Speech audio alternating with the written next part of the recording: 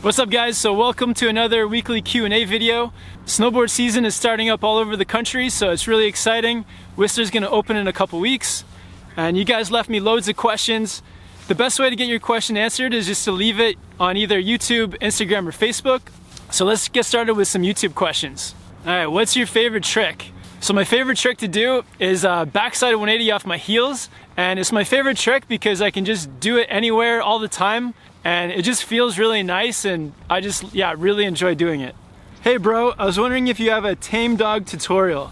I don't have a tame dog tutorial, but I would love to make one. The first chance I get up in Whistler where there's a powder day and a good day to learn tame dogs, I'm gonna be on it for sure. Kevin, what is the average price of a snowboard kit for beginners? I would say, like, for a beginner snowboard, you're looking at around $350. For bindings, maybe $150. Boots, $150. So what is that? So $650 for a complete setup plus tax. When you leave your board in storage, do you always remove your bindings?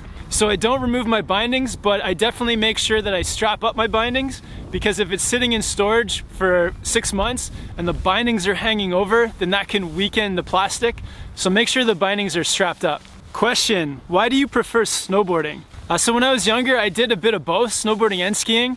I don't know why, but I just preferred snowboarding more. It just feels like a more natural movement to me. And I always wanted to surf and skateboard and stuff like that, and wakeboard as well. So snowboarding seemed to fit in with all of those. And then there just came a point where I had to buy new gear, and it's really expensive to buy both skis and snowboard. So I fully committed to snowboarding. Which artist do you listen to when you are snowboarding? My favorite artist to listen to while riding is Killer Mike. Also, the collaboration Run the Jewels with Killer Mike and LP. What kind of extra protection should I get? So definitely helmet for sure. If you're a beginner, wrist guards really help. Also, crash pants will protect your tailbone. If you're hitting rails, you can get knee pads and shin guards. And if you want to protect your back, you can also get a spine protector. So there's all kinds of different protective gear out there, and it just depends on what you want to wear. So one question I get a lot is about snowboards and like what size snowboard or what type of snowboard. So I've got two videos, one on length and one on buying your first snowboard. So I'll link both of those up there. It's so hard to answer questions about somebody's personal snowboard size or what board they should get. So check out those videos, better than me addressing each individual person. Any tips for improving balance in the air? Yeah, so one tip you can do is get somebody to film you, and then you can watch yourself going off a jump and see exactly what your body's doing. You want to make sure you're having a level takeoff from the jump, having your knees bent and back straight so your weight is balanced over your board. Can you share your snowboard playlist with us? Yeah, so I'll make a quick list of my snowboard playlist and I'll put it down in the description. I bought a snowboard too big for me. Will this make it a lot harder to learn? I think it depends on how much too big it is. It'll definitely make it more difficult if it's really too big.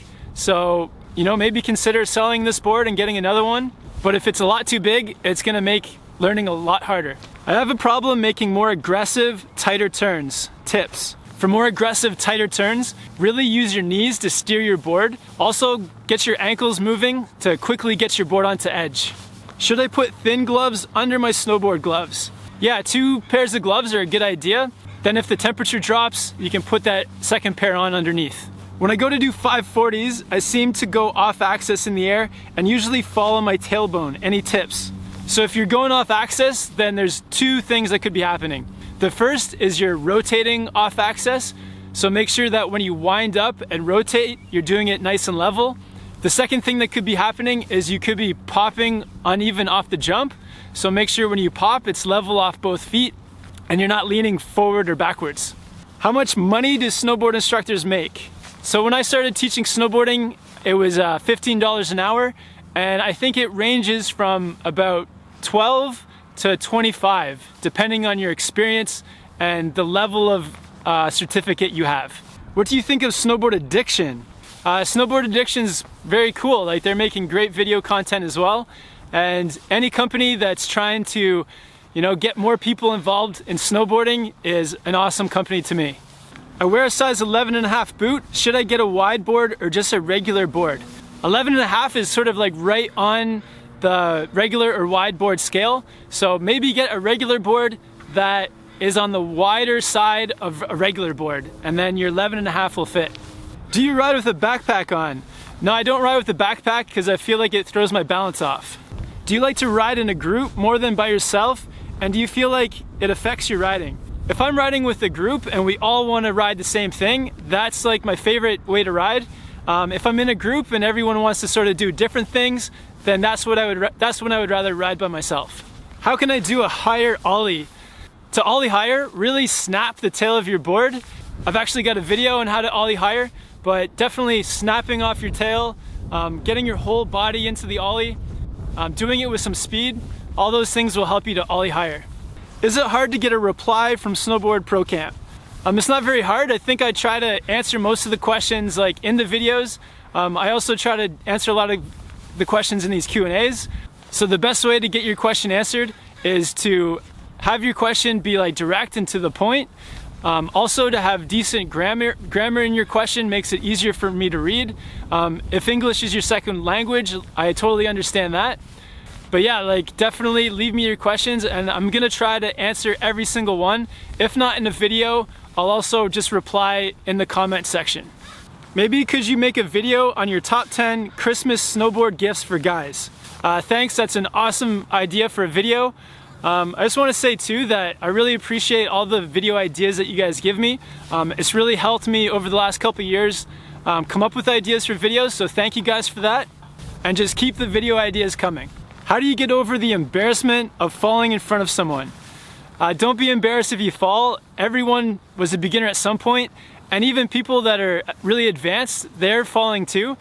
When I see somebody fall, I think that it's awesome because that's when they're pushing their riding. They're trying something new, they're trying to learn. So falling is really good. If you're riding all the time and not falling, then that's not as good because you're not pushing yourself. So if you're falling, that means you're pushing yourself, and that's something that people should look at and think like, awesome. Somebody's really trying to learn or trying a new trick. Kevin, just got some 32 boots. Is that a good brand? Yeah, I've been wearing 32 boots for the last like 7 or 8 years, and I've been really loving the boots, so they're a good brand, for sure. Where do you get your music for your videos? So I get my music from 2 places, from SoundCloud and also from the YouTube Creator Studio. I always make sure that the music is copyright free, and from now on, I'll be leaving a link to the song that I use in a video in the description.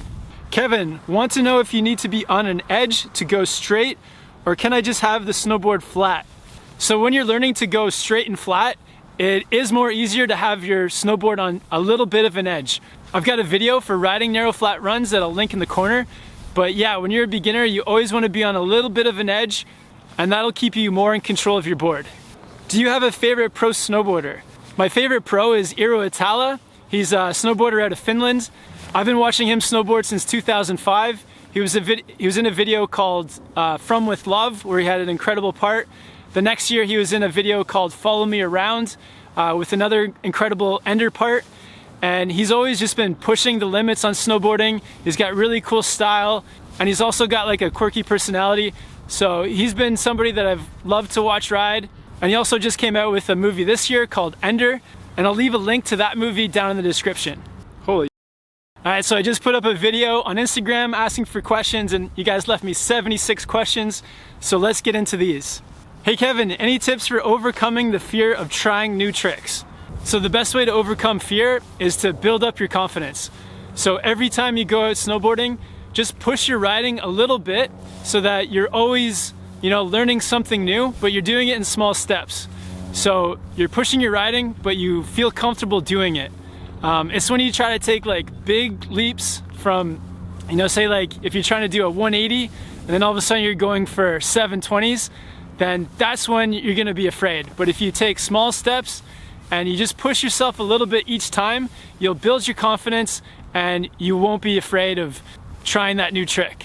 Riding with a broken collarbone. I don't recommend riding with an injury. It may be tempting because the snow's there, but you want to let your injuries heal properly before getting back on your snowboard. Where do you find those dates for your energy drink? Just at the grocery store. Look in the fruit section, maybe ask the produce manager. and they'll definitely have some. What are you looking to improve on this season? This season I'm looking to improve on 2 things. For my riding, I'm just looking to clean things up a bit. I want to get my tricks and riding a bit more polished so I can demonstrate things better for you guys. And the second thing I want to do this season is push my video creating skills. So coming up with some new interesting ways to film on the mountain and present snowboarding for you guys. What's the best way to dry out snowboarding boots? So the way that I dry out my boots is I set them up in front of a fan. I've got a fan blowing air into the boots, and that usually dries them out overnight. When I ride at night with goggles, it seems way too dark. Should I ride without goggles? So if you want to ride at night, get a nighttime lens. So it's either going to be like clear or like bright yellow or bright pink, and that's going to brighten up everything for while you're snowboarding at night. Hey Kevin, can you give NY Snow and Skate a shout out? Yeah, there you go. Backcountry, park, or resort, what is your favorite to ride? By far my favorite is backcountry. On like a good powder day, just like exploring the backcountry, hitting cliff drops, you know, finding deep pow, riding chutes, is definitely my favorite thing. Any tips on doing first cliff drops? So tips for doing cliff drops is first make sure it's a really good powder day with deep snow. Then just start small. Start on cliffs that you're comfortable with, and always make sure if you're going to hit a cliff that there's lots of options. So you can hit it in a big part, or you can hit it really small. It's kind of up to you. Okay guys, a few questions from Facebook. Any tips for landing switch? Yeah, you can practice doing switch ollies, and that'll give you lots of time to practice landing switch. Stiff or softer boots? I'm intermediate advanced and don't do the park. I currently have softer boots.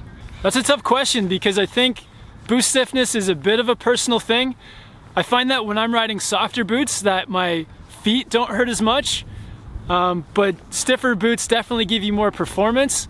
So it's a very personal choice, and just figure out what works for you. If you've got sore feet, then maybe try a softer boot.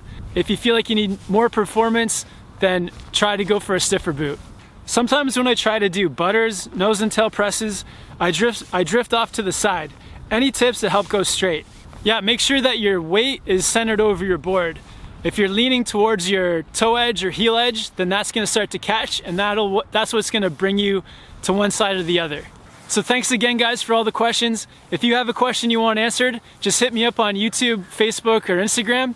I also just wanna say that I really appreciate the people who helped answer questions. That's really cool. Like if you've got some snowboard knowledge and you can answer a question, that's like really awesome as well. So I hope that wherever you guys are, you're getting some snow and your resorts are opening soon. Have fun out there riding guys, and I'll see you in the next video.